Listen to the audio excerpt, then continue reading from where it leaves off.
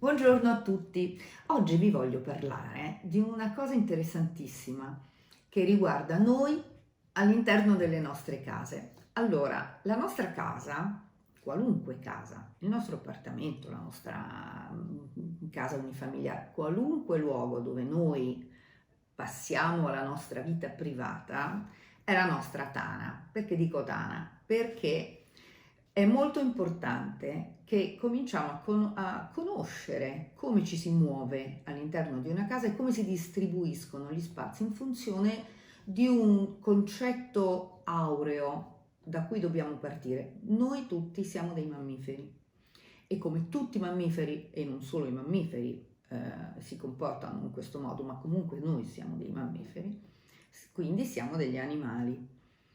Tutti gli animali hanno un comportamento istintivo e hanno un comportamento esperienziale.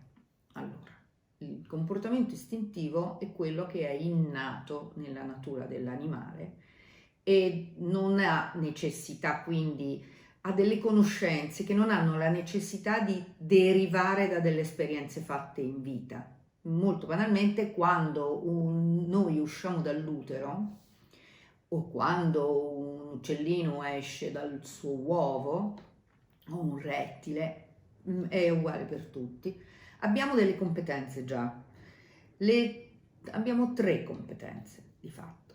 Le tre competenze sono: conosciamo il principio del pericolo, quindi abbiamo la capacità di capire che non siamo in sicurezza, conosciamo il principio di freddo e il principio di fame. Se ci pensate, sono tre pilastri fondamentali che portano alla certezza della nostra sopravvivenza. Anche un neonato, se ha freddo, piange perché si rende conto, o meglio non si rende conto, lo sa e basta, il suo corpo lo fa per lui, il suo cervello lo fa per lui, piange perché dice: qui mi devo coprire, altrimenti si mette male. L'altra cosa che fa, e il motivo per cui piange, è quando deve mangiare, perché se non si mangia si mette male.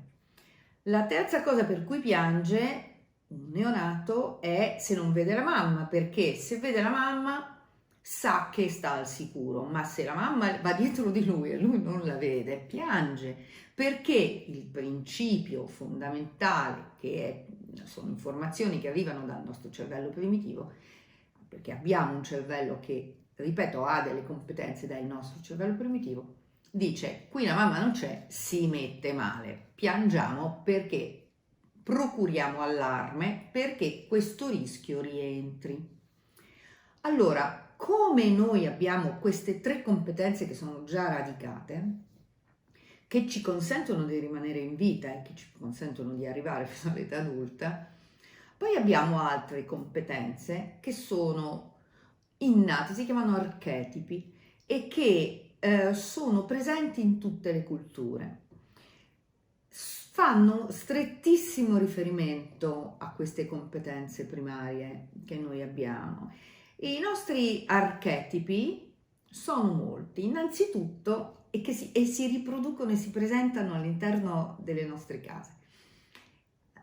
Potenzialmente dobbiamo anzi fare in modo che gli archetipi positivi, perché ci sono archetipi positivi e poi gli archetipi negativi, siano presenti o siano evitati all'interno delle nostre case. Innanzitutto c'è il principio della caverna. Allora, la caverna cos'è? È il luogo in cui noi andiamo a rifugiarci, o perlomeno l'uomo primitivo andava a rifugiarsi. La caverna che ha una forma cava, che rappresenta un po' l'utero da cui è provenuto. È il luogo della sicurezza, è il luogo dove comunque l'uomo va a rifugiarsi durante la notte, durante i temporali, durante l'uomo primitivo, sto parlando. È il luogo dove poteva poi raccogliere la sua famiglia, accendere un fuoco e stare al sicuro dagli animali o dalle intemperie. Non è che noi dobbiamo riprodurre una caverna in casa nostra, è la casa che è la caverna. E questa caverna deve essere anche ergonomica perché noi possiamo sentirci al sicuro all'interno della caverna.